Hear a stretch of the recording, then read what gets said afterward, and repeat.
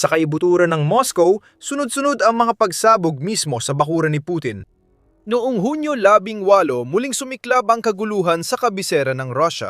May nasunog na namang refinery. At ngayon, ito ang pinakamalapit sa kapangyarihan ng Russia. Ang nasaksiyan natin ay ang pinakamalaking pagsabog na yumanig sa Moscow hanggang ngayon habang ipapadala ng mensahe ang Ukraine na kaya nitong umatake kahit saan at kahit kailan sa Russia. Hindi lang ito tungkol sa pagsunog ng langis. Tungkol ito sa paghihiganti ng Ukraine laban sa Russia dahil sa mga pag-ataking pumatay ng sibilyan. Hindi ordinaryong pag-atake ang ginawa ng Ukraine. Ang target ay Moscow Oil Refinery. Hindi tulad ng ibang refinery, ito ay 15 kilometro lang mula sa Kremlin, ang sentro ng kapangyarihan ng Russia. Maari kang makarating sa refinery mula Kremlin sa 30 minuto sakay ng kotse at mas mabilis pa gamit ang drone. Iyan ang mensaheng nais iparating ng Ukraine kay Putin. Ang refinery na ito, na pagmamay-ari ng Gazprom Neft, ay napakahalaga para sa kaligtasan ng Moscow. Nagbibiba ito ng 70% ng gasolina sa Moscow at mga kalapit na reyon, at gumagawa ng 40% ng produktong ibinebenta sa mas malawak na pamilihan ng gasolina. Sa kapasidad na 12 milyong tonelada ang refinery ng langis sa Moscow ay isa sa pinakamalaki sa Russia at 2 beses na tinamaan ng Ukraine. Ang unang atake, kahit imposibleng mangyari, ay naging babalang putok lang. Noong Hunyo 16, pinasok ng mga drone ng Ukraine ang gitna ng planta at sinira ang pangunahing unit ng pagdadalisay ng langis. Kung yun lang nagawa ng Ukraine, sapat na yung kahanga-hanga. Ayon sa bagong boses ng Ukraine, ang Moscow Oil Refinery ay napapalibutan ng daan-daang air defense systems, karamihan para protektahan ang Moscow at si Putin, at marami ring naka-install sa refinery laban sa ganitong pag-atake. Bigo ang mga depensang yon. Noong Hunyo 16, nalulat na nalusutan ng mga drone ng Ukraine ang hindi bababa sa 5 Pantsir air defense system sa mga tore, at malakas ang naging tama ng kanilang pag-atake. Dapat napansin na ng Russia ang problema. Baka nga alam na nila. Hindi binigyan ng Ukraine ng pagkakataon ang Moscow Oil Refinery at air defense na makahinga. Habang inaayos ng mga repair crew ang pinsala at sinusubukang ibalik sa operasyon ang ilang bahagi ng nasirang pangunahing oil processing unit, muling umatake ang Ukraine. Pagkalipas ng 48 oras noong Hunyo 18, mas maraming drone ng Ukraine ang tumama sa kabisera, lumusot sa air defense ng Moscow Oil Refinery at bumagsak sa target sa matinding kamikaze attack. Ngayon, hindi lang isang processing unit ang target. Nasusunog ang refinery matapos atakihin ng mga drone ng Ukraine. Sa loob ng 2 araw, pinagtawanan ng Ukraine ang ideya na ang pinakamahalagang oil refinery ng Moscow ay isa sa pinaka-secure na lugar sa rehiyon. Alas 4. 4:00 ng umaga. Unang lumabas ang ulat ng ikalawang bugso ng drone ng Ukraine na kumalat sa Telegram. Pagdating ng 5:14 AM, wala na ang mga drone sa impapawid at tinatamaan na ang mga target habang may mga ulat na ng pagsabog sa refinery. Nasusunog ang mga tangke ng gasolina. Muling tinamaan ang isa sa pinaka-secure na lugar sa mundo sa ikalawang pagkakataon sa loob ng 2 araw. Kasabay ng sunog sa gitnang Rusya, nagsilabasan ng mga video. Ang Exilanova Plus Telegram channel ang isa sa unang naglabas ng video gaya ng dati. Sa isang ulat sa Telegram noong Hunyo 18 na inilathala ng 5:48 ng umaga, nagbahagi siya ng larawan ng nasusunog na imbakan ng gasolina. Isang video na kuha mula sa bintana ng gusaling tirahan ay nagpapakita ng laki ng sunog na nagpapalabas ng usok sa kalangitan ng Moscow. Si Putin, na matagal nang itinuturing ang sarili bilang tagapagtanggol ng Russia, ay pinagtatawanan ni Exilanova Plus. Isang matandang walang magawa ang kakatok sa mamahaling mesa ng bunker, umiiyak at sumisigaw ng paghihigante. Ngunit walang bago dahil hubad ang SAR ayon sa channel, bago pa idagdag, ang mga bunga ng digmaan ni Putin sa video, ang alamat ng hindi mararating na Moscow ay tuluyan ng nabasag. Masasaktan ang tumatandang leader ng Russia sa mga salitang iyon habang nagtatago siya sa malayong bunker mula Kremlin. Mas masakit pa ang sunod-sunod na video na lumabas mula sa pangunahing oil refinery ng Moscow. Pagkalipas lamang ng 10 minuto matapos ang paunang ulat nito, naglabas muli ang Exilanova Plus ng isa pang video. Makikita ang nasusunog na tore at mas malaking ulap ng usok kaysa dati, habang nilalamon ng maraming sunog ang Moscow refinery. Mahigit 1 beses nang tumama ang mga FPV sa drone ng Ukraine. Ayon sa channel, may hindi bababa sa 5 sunog sa oil refinery ng Moscow mahigit 1 oras matapos makita ang mga drone ng Ukraine sa ere. Isa itong sakuna para kay Putin. Pinagtawanan lang ng Ukraine ang mga depensa ng leader ng Russia sa pinakamahalagang lungsod nito. Nagkukunwari ang Russia na nagawa ng depensa nila ang trabaho. Inuulit na lang ang mga palusot at sinasabing nagawa ng air defense ng Russia ang trabaho nila. Agad nag-shift sa damage control mode si Moscow Mayor Sergei Sobyanin. Sinabi niya na higit 180 Ukrainian drones ang napabagsak ng air defense ng Moscow na mas nagsisiwalat ng katotohanan kaysa sa napagtatanto ni Sobyanin. Totoo man o hindi ang balita, ang 180 drones ang pinakamaraming Ukrainian drones na lumipad sa Moscow sa isang araw. Ang dating record ay naitala noong Mayo 17 na may 120 drones. Nilampasan ito ng Ukraine bilang babala kay Putin na lalakas at lalala pa ang drone strike sa kabisera ng Russia. At syempre, inilabas na naman ang lumang palusot tungkol sa mga debris ng drone. Hindi na ginamit ni Sobyanin ang palusot para sa oil refinery sa Moscow. Sinabi lang niya na may ilang drone ng Ukraine na nakarating sa pasilidad sa isang maikling telegram post na siguro'y umaasa siyang hindi mapansin. Hindi mangyayari yon. 5 malalaking sunog na malapit sa Kremlin ay siguradong mapapansin. Sinabi ng alkalde ng Russia na ang debris mula sa drone ng Ukraine ay tumama sa Sadovod Shopping Center, isang pangunahing electronics center sa lungsod. Walang naiulat na namatay at yon ang mahalaga. Langis ng Moscow ang agenda ng Ukraine. O dapat ba nating sabihin, langis ng Rusya sa pangkalahatan? Kahit matindi ang pag-atake ng Ukraine sa sentro ng langis ng Moscow, alam mo na hindi pa rito nagtatapos ang Ukraine. Habang nasusulog ang oil refinery sa Moscow, dumarami pa ang drone ng Ukraine na papuntang Rostov Oblast. Sabi ni Gobernador Yuri Slyazar, umigit kumulang 60 drone ang dumagsa sa rehiyon at nagdulot ang 2 sunog sa komersyal na pasilidad. Karaniwan, mga independenteng outlet ang nag-ulat ng totoong nangyari. Ayon sa Astra Telegram Channel, nag-ulat sila noong Hunyo 18 ng malaking sunog sa isang oil terminal sa Rostov, batay sa mga larawan at video na inilatala nila. Ayon sa Supernova Plus Monitoring Channel, isang Astra OSINT analyst ang nag-ulat ng sunog sa oil depot sa Karl Marx Street. Kinuna ng video sa Kostyuskina Street ayon sa Astra. Kahit kulang ang impormasyon sa kapasidad ng depot na ito, malinaw ang mensaheng ipinapadala ng Ukraine sa pamamagitan ng nasusunog na langis. Kahit saan itago ng Russia ang ekonomiya nilang pinagmumulan ng pananakop, kayang mahanap at targetin ito ng Ukraine gamit ang drone.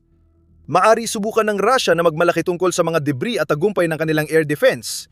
Pero ang nakita natin noong Hunyo 18 ay ganap na kaguluhan na dulot ng mga FPFPE sa drone na hindi lang nakarating sa Moscow, kundi tumama pa ng eksakto sa kanilang mga target at nagpasimula ng mga sunog na abutin ng ilang araw bago mapatay ng Russia.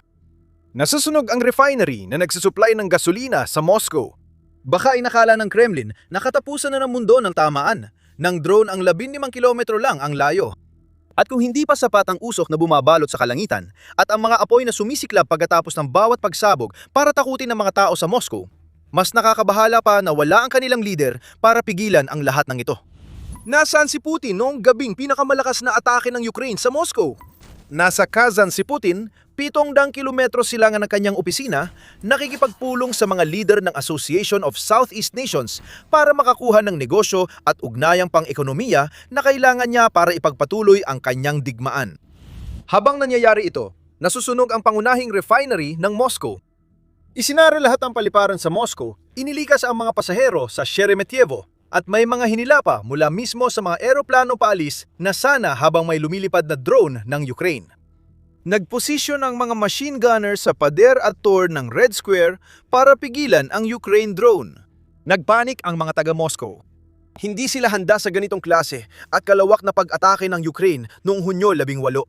Sabi ng The Guardian, sobrang kumpiyansa ng Moscow na hindi mangyayari ang ganitong insidente. Kaya hindi man lang nila pinaandar ang mga sirena ng air raid kapag lumiletaw ang mga drone ng Ukraine. Dapat sinisira ng air defense ang mga drone bago makita ng mga taga-Moscow. Noong Hunyo 16 at 18 na bunyag sa buong kabisera ng Russia, ang kahinaan ng tinatawag na makapal na depensa. Dapat nilang tanggapin na normal na ngayon ang pag-atake ng Ukraine sa Moscow. Para sa Ukraine, hindi lang ito patunay na kaya ng FPFP-1 drones tumama sa sentro ng Moscow. Bago lumipad ang mga drone, umatake ang Russia. Nagpaghiganti ang Ukraine sa pamamagitan ng pagsunog ng oil refinery sa Moscow. Pero bago tayo magpatuloy sa mas malalim na pagtalakay kung ano ang ginawa ng Russia para magudyok ng ganitong matinding ganti, isang mabilis na paalala na pinapanood mo ang The Military Show. Kung di ka pa subscribed, na yon ang tamang oras pindutin ang button.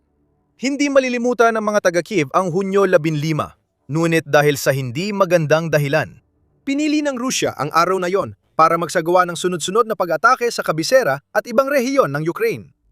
Hindi lang militar ang target ni Putin. Gusto lang ng Rusya na takutin ang mga sibilyan ng Ukraine at nagawa nila ito. Sa pagtatapos ng pag-atake ng Rusya, hindi bababa sa 11 Ukrainyano ang namatay. 4 sa Kiev, 5 sa Kharkiv, na mga rescuer na nag-apula ng sunog at hindi bababa sa 2 pa sa ibang bahagi ng Ukraine. Ayon kay Mayor Vitaly Klitschko ng Kiev, nawalan ng kuryente ang 100 at 40,000 katao sa lungsod dahil sa mga pag-atake ng Rusya. Iniulat ni Paulo Volodymyr Zelensky ng Ukraine na ang 611 na drone at 70 na misil ng Rusya ay nakasugat ng 53 katao sa buong Ukraine. Kahit masakit na umabot na sa 62,700 at 16 ang mga sibilyang biktima ayon sa Office of the United Nations High Commissioner for Human Rights noong Mayo 30. Isa tumawid pa rin ang Rusya sa isa pang hindi dapat tawirin noong Hunyo 15. Tinamaan nito ang isang monasteryo at hindi lang basta monasteryo kundi isang UNESCO Heritage Site. Ayon sa The Guardian, ang Dormitium Cathedral sa Pokharsk-Lavra Monastery sa Kiev ay matinding nasira dahil sa mga missile at drone attack ng Rusya. Ito ay terorismo. Sinadyang pagtatangka ni Putin na wasakin ang isa sa pinakamahalagang relihiyoso at kultural na lugar sa Ukraine. Dagdag pa sa sakit, tinarget ng Rusya ang Alexander Dovchenko National Film Studio, tahanan ng pinakamalaki at pinakamatandang koleksyon ng kasuotan sa Ukraine. Ipinakita ng Euronews ang nasusunog na monasteryo at ang laki ng pinsalang idinulot sa mahalagang monumento ng Ukraine. Sumiklab ang apoy sa gitna ng katedral at nakita nating sinubukan ng mga bumbero itong apulahin, pero nagdulot na ito ng pinsala. Hunyo 15, tinarget ng Russia ang puso ng Kiev.